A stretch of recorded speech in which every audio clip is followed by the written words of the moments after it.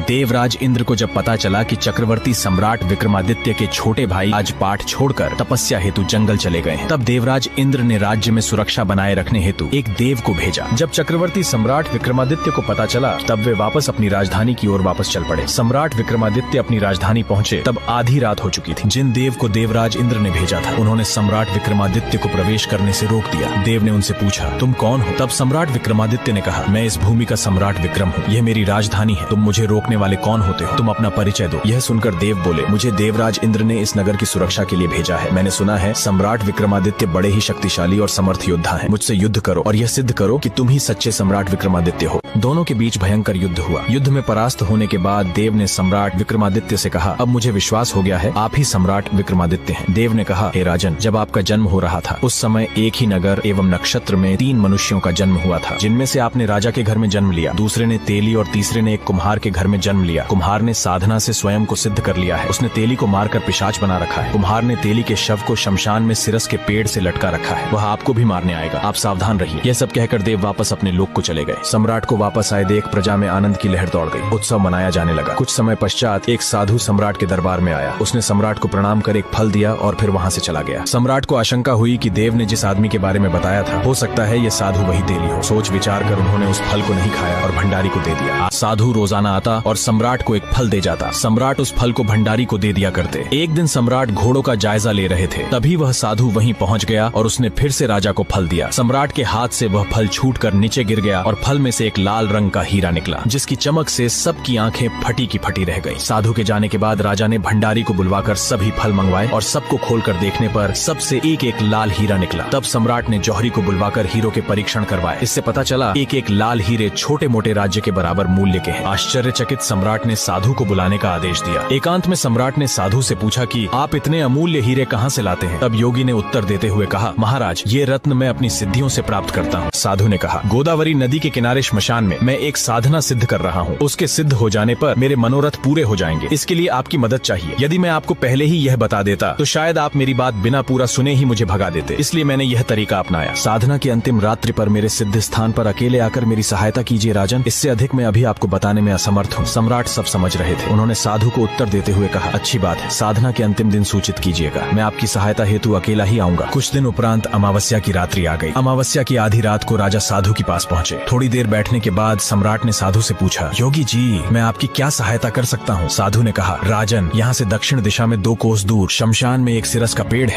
गंदी डांस करने वालों को सब फॉलो करते हैं, लेकिन अल्लाह के नाम को कोई फॉलो नहीं करता।